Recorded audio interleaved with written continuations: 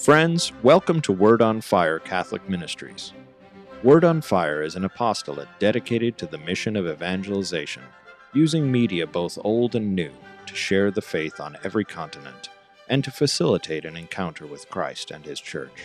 The efforts of Word on Fire engage the culture and bring the transformative power of God's Word where it is most needed. Today we invite you to join Bishop Robert Barron as he preaches the gospel and shares the warmth and light of Christ with each of us. Peace be with you. Friends, our wonderful readings for the second Sunday of Easter speak to us of three of the apostles of Jesus, three pillars of the church, namely Peter, John, and Thomas. Now, each one functions, I'll argue, as an archetype for an essential feature of the life of the church.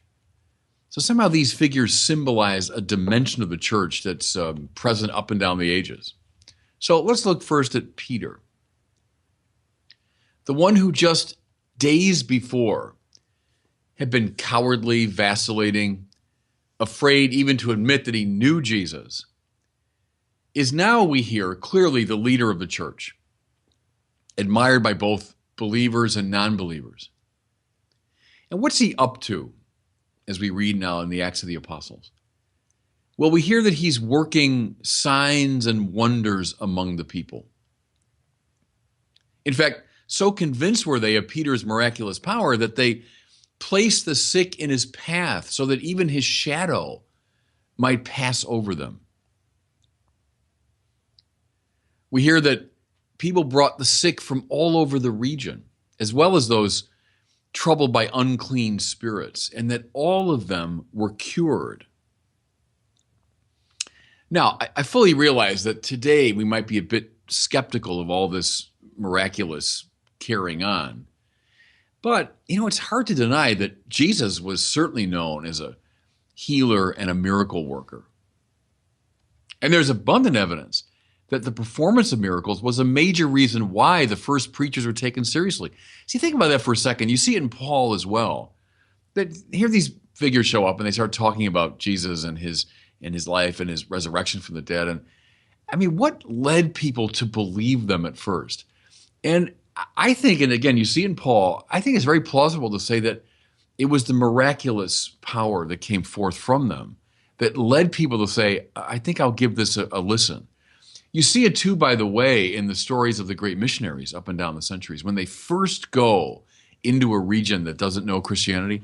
And see, wouldn't that seem to make sense in God's providence, that to give these first preachers a credibility, that God would work miraculously through them?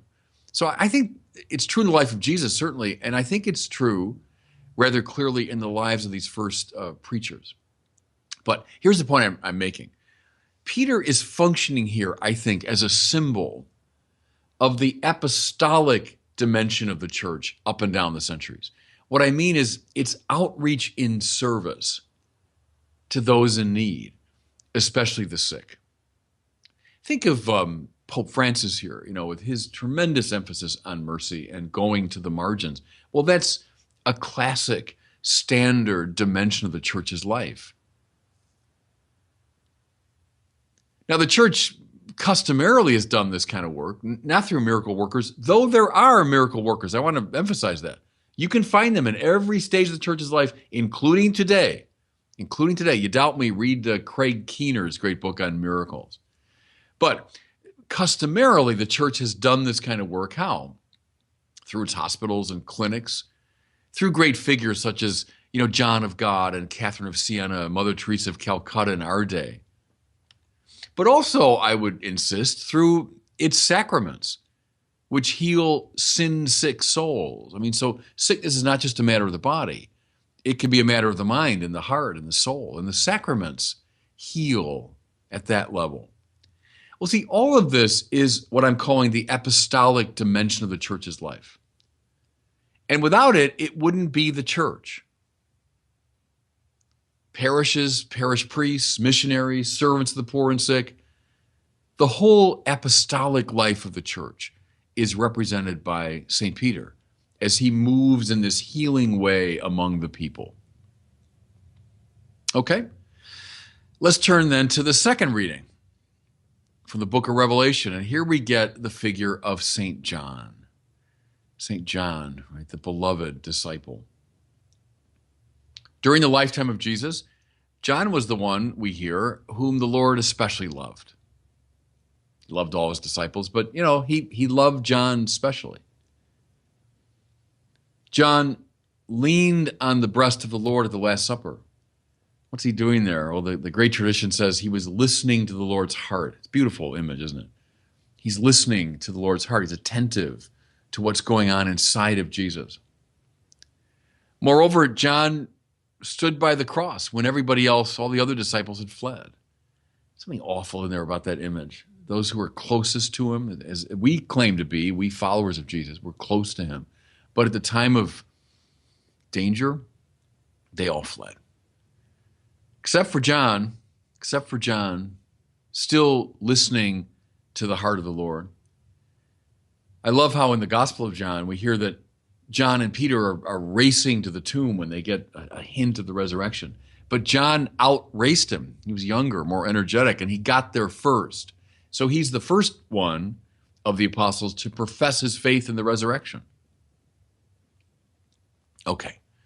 So the second reading, as I mentioned, taken from the marvelous book of Revelation, from which we'll be reading, by the way, throughout the Easter season. It's always a great time to get back in to that pivotal book in the Bible. But we hear that the elder John, so the John of the Gospels, is a young man. Maybe even under 20. But now we hear of the elder John living in contemplative exile on the island of Patmos. Still, by the way, kind of a spiritually charged place. And he's taken up in ecstasy and given a vision of the heavenly temple. And so much of the book of Revelation follows from that. Well, John is standing here now, here's my point, for the contemplative dimension of the church. So Peter is the apostolic dimension, the church reaching out in service. But the contemplative dimension is just as important. Think of the life that's lived by monks and nuns and visionaries and liturgists across the centuries. All those who are attuned to the mystical realm, all those who have been granted, if you want, a vision of the heavenly temple. If we take this life away, and there are some people in the church want to do that, to reduce the church to its social service dimension. But if we do that, what happens? The church will devolve into, more or less a kind of society of do-gooders that will be like, as the Pope says, a sort of NGO. Will this be a social service organization? And notice, please, how the greatest of our apostolic figures up and down the centuries, think of St. Lawrence, think of St. Francis, Dorothy Day, Mother Teresa, Elizabeth of Hungary, Francis Xavier. We go on and on. But the greatest of these apostolic figures were profoundly rooted in this contemplative dimension. In the Mass, in the Eucharist, in the adoration of the Blessed Sacrament, in retreats, in contemplative prayer, in the monastic life. See, all this participates in this Johannine dimension of the church, this John dimension. It's what John Henry Newman, one of my great heroes, called the priestly aspect of the church. See, and here's a kind of cri de coeur of mine, a sort of complaint, is that after Vatican II, the church that I came of age in, there was a great and indeed almost exclusive stress placed on the apostolic or ministerial side of the church. See, and that wasn't good. It's not to gainsay for a second what I said about Peter, but a one-sided stress on that really to be the church is to be out with the poor, and really to be the church is to, be of apostolic service and so on. But if that's all there is, then we devolve into something less than we should be. I would say rather the apostolic work has got to be grounded in, essentially tied to this priestly or spiritual or contemplative dimension that's symbolized by John. Okay? And then finally, in the gospel, in our third reading, we see the figure of Thomas, the apostle. What is it about him that makes him so attractive to Christians up and down the ages?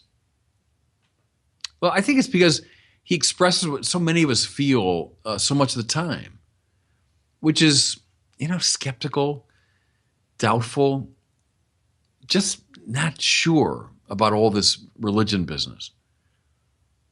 Thomas is hard-headed. He's the ancient Palestinian version of the state of Missouri. Thomas says, show me. Show me. I hear what you guys are saying, but I don't believe it. Show me. Let me see the nail prints in his hands. Let me put my hand in the wound in his side. Show me.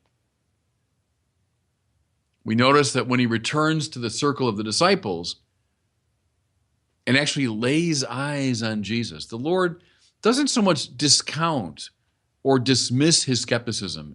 Instead, he invites him to probe the wounds for himself, to satisfy his intellectual longing. Well, I think Thomas represents here, if I can put it this way, the theological side of the church's life. The church stubbornly thinks about the faith. It doesn't accept a sort of naive fideism.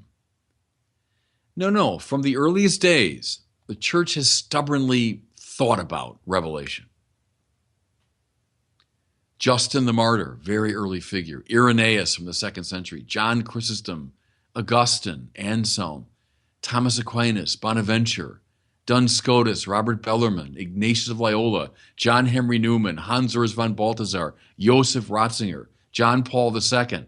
See, in one sense, all these figures are descendants of Thomas. I don't mean they're racked by doubt. I mean, they're all people who questioned, who wondered, who speculated, people who were not satisfied with a faith that didn't seek to understand. Does that make sense? I'm using that classic definition of theology, fides quaerens intellectum, faith that seeks to understand. Now, if this dimension, this more intellectual, theological, is not tempered by the other two, it will indeed devolve into something bad, namely into a sort of skeptical rationalism. And may I say, I think in the last 50 years, we've seen that. We've seen that. When the intellectual life of the church is divorced from its apostolic and its more contemplative dimension, that indeed happens. I've seen theologians who basically lose the faith. They become skeptical, rationalistic. Here's the final point, everybody. Do you see how the three dimensions need each other? How they balance and complete one another? Without the other two, the apostolic becomes just mere social service. Without the other two, the contemplative can become something superstitious. Without the other two, the theological can become rationalistic. And so it goes in the life of the church. These three apostles, if you want, Peter and John and Thomas, balancing each other in the vibrant life of the church. And God bless you. Thank you for listening to this week's homily from Bishop Robert Barron. For more resources from Bishop Barron, please visit wordonfire.org.